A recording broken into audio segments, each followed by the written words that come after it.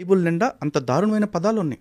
ఉదాహరణకి గాడిద వంటి పురుషాంగములు, గుర్రం వంటి స్కలనములు గల విట్కాండ్రతో సుఖించట్లేదా అని చెప్పేసి అంటాడు. పదాలు బైబిల్లో ఎందుకు ఉన్నాయండి? గాడిద పురుషాంగాలు లేకపోతే గుర్రం వంటి స్కలనాలు. ఒరే స్కలనం కాదు, గాడిద అంగం కాదు, బైబిల్ అంతట్లో అంగం అన్న పేరు చూపించు.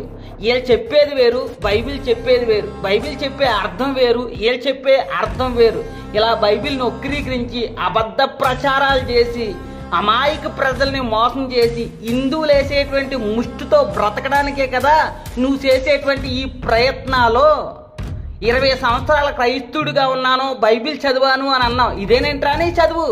ఒరే అంగాల గురించి ఉన్నది బైబిల్లో కాదురా, మీ గ్రంథాల్లో మీ దేవుళ్ళు అంగాల గురించి రాయబడ్డది. బ్రహ్మ తన అంగంతో సముద్రాన్ని సృష్టించాడని, బ్రహ్మ శివుడు భార్య సతీదేవిని చూసి వీర్యం కాచుకున్నాడని, ఇంకా శివుడు అంటావా తన అంగంతో చేసేటువంటి పిచ్చి పనులు చూసి కొంతమంది ఋషులు శివుడి అంగాన్ని ఓడ పీకేశారని, ఆ అంగాన్ని కంట్రోల్ చేయడానికి పార్వతి యోను రూపాన్ని ధరించి శివుడి అంగాన్ని తన యోనులో ధరించిందని, అలాగే సతీదేవి యోని మన ఇండియాలో పడ్డదని ఇప్పటికీ కూడా శివుడి అంగానికి, సతీదేవి యోనికి, పార్వతి యోనికి నగ్న పూజలు చేస్తున్నారా?